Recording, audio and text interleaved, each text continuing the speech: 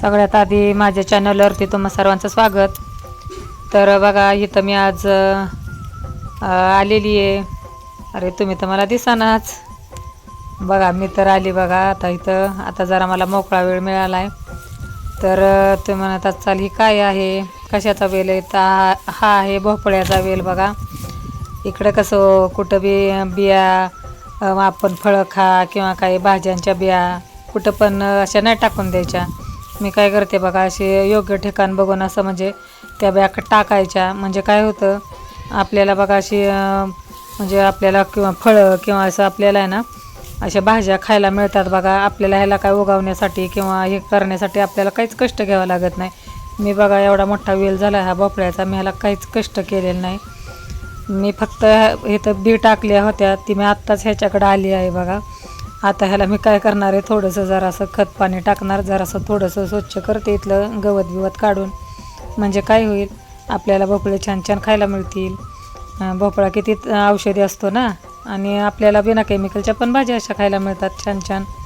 तर इथं बघा आता एकदम छान भोपळ्याचा वेल वाढला आहे मस्त. त्याला आऱ्या अशा तुऱ्या पण छान आलेले आहेत. आणि महत्त्वाचं म्हणजे ना म्हणजे अशा कुठं जरी आपण बिया खातो, म्हणजे सॉरी बिया जे आपण टाकतो ते असं म्हणजे कचऱ्यात किंवा ह्याच्यात टाकून देण्यापेक्षा आहे का नाही, किंवा म्हणजे खेडेगावात बघा अशा उकरंड्यावर टाकून देतात, तशा न टाकून देत आपण जर म्हणजे तर आपली कुठं मोकळी जागा पडीक जागा जर असेल ना, तिथं जर अशा टाकली का नाही तर बघा आपल्याला बिना कष्टाच्या अशा आपल्याला भाज्या खायला मिळतात.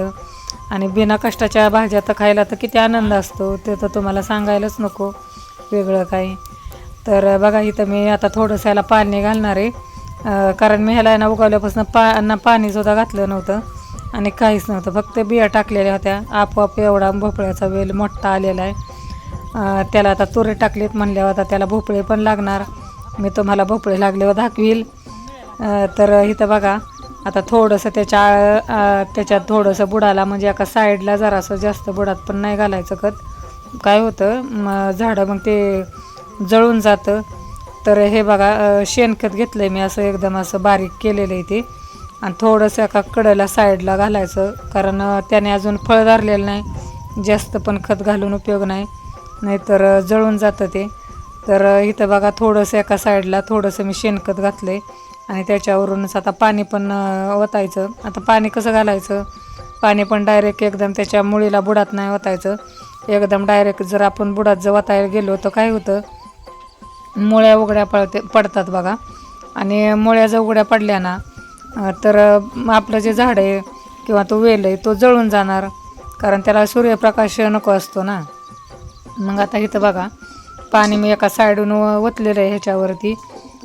पाणी ओतून झालं की आता चला तुम्हाला दाखवते मी दुसरी पण मी काय कशी झाडं म्हणजे तयार केल्यात. यांना पण मी काहीच कष्ट घेतलेलं नाही बघा.